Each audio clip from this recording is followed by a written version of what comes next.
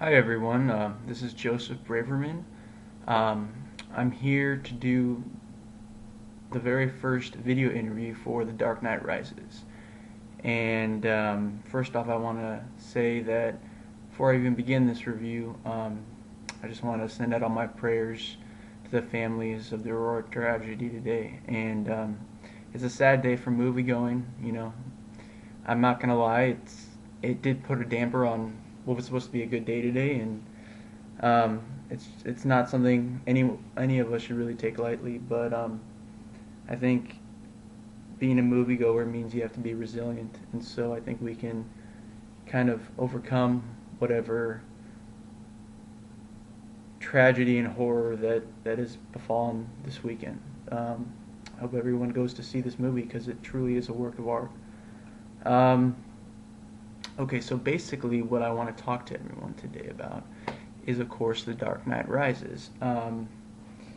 Now, I'll be honest, I'm a huge Nolan fan, only when it comes to Batman. So, I'm not a big Memento fan. I mean, I like Memento, it's just not my favorite movie. As far as Inception goes, I mean, people I've talked to already know I think it's overrated. It was just that type of movie that kind of built a wall between me and itself, and I could never penetrate the wall. So, um, I think he's a brilliant director. It's just some of his works haven't fully gotten to me, and for some reason, these Batman ones tend to do that. Um, the Dark Knight Rises, man. I I'm trying to go at this review without totally comparing it to The Dark Knight because I think in some ways it's necessary and in other ways it's not.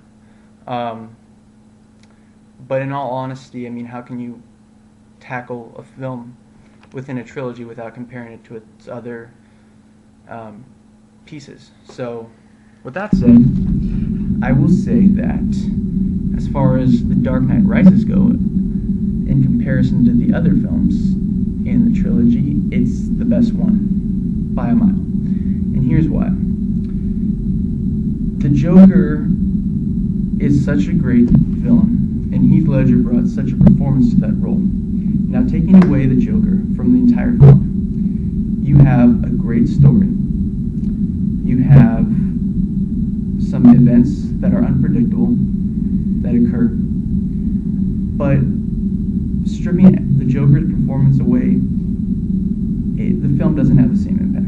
And so when you make a film without the Joker in it, without Heath Ledger's magnetic presence on screen, you have to shoot for excellence. And to me, Nolan surpassed excellence with this film. The ensemble work is impeccable. I think it's one of the best ensemble works I've seen in any film franchise. Whether it's The Godfather, whether it's Lord of the Rings, whatnot, it's dynamite. And I think that really is the key that struck me. I mean, I'm always a person who loves characters, and so if characters connect with me, it's great. If one character connects with me, it's great, let alone six. Now, if six characters connect with me, you have me sold. And this movie had plenty of characters, and it had some dynamic, astounding performances that I can't recommend enough. And do I think all of them deserve Oscars? I would say maybe 2 or 3. I think by far the best performance of the film comes from Anne Hathaway. And maybe I'm saying that because I had such low expectations, knowing she was to play Catwoman, but there's something about her as an actress that is just, you look at her and you want to smile and you want to kind of enjoy her fun, her beauty, whatnot. She's not really known for going down dark paths, and in this film, yes, she does provide comedic relief, but she also is the heart of the film. She's kind of broken, but she wants to get back to a place where she can feel not just alive, but that she can exist in a society where she doesn't have quite the stigma of being a criminal. She can be judged in a way that people can see her as a human and not just a sex symbol, not just your typical Gotham criminal that is a blank canvas. So for me, she adds a complex layer to the film that I didn't expect. I think every time she's on screen, she's like a scene stealer, but she's better than a scene stealer because she's in a large part of the film.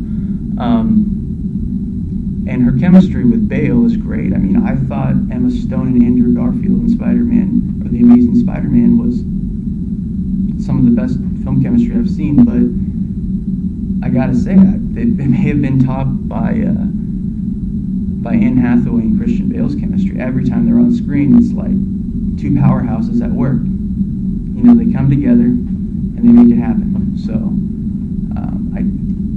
I can't praise Anne Hathaway's performance enough, to be honest with you. I think she's an incredibly gifted talent, and to be honest, I've never really appreciated her, and for that, I'm sorry.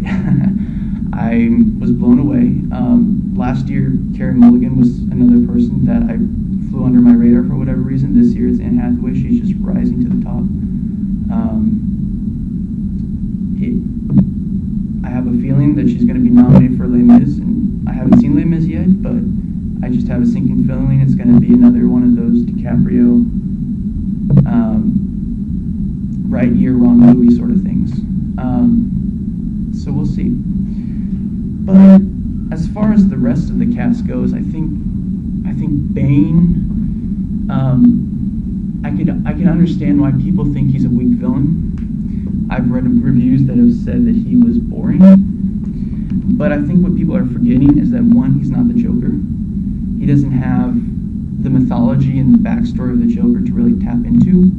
I think Nolan did a really good job of trying to create a villain who was pretty much just a servant of chaos, and he had a lot of fear. And he just had no hope for humanity at all.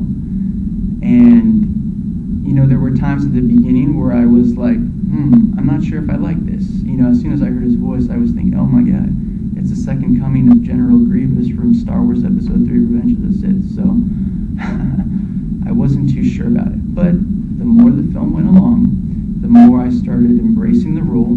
And to me, I think that of any of the Batman villains, Bane is the perfect one to close the franchise. He is the only villain who has the physical ability to really pave a path of destruction on Gotham. He's the only villain to really have the ability to kill Batman, to kill his friends. He has that strength. Every time you see him, you're scared shitless. Let's be honest. He's quite terrifying.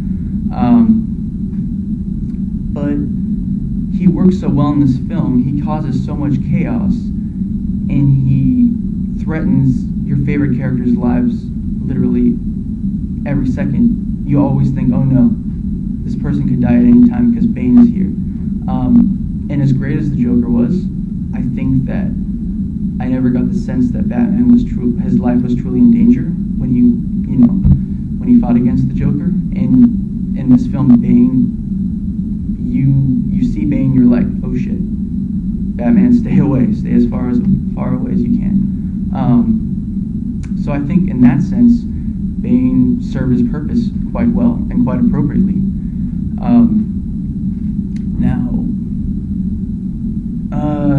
There were some things I didn't like. They're pretty much on the 0.00001% of things that I had problems with in the film, and so whenever I grade a film 4 stars, films to me are like humans. They're perfect, but they're also imperfect, and there will be flaws, and that we just have to embrace that. when a film is 4 stars, it doesn't mean that there's not a single flaw in the film. That's impossible. This is life. There will be problems.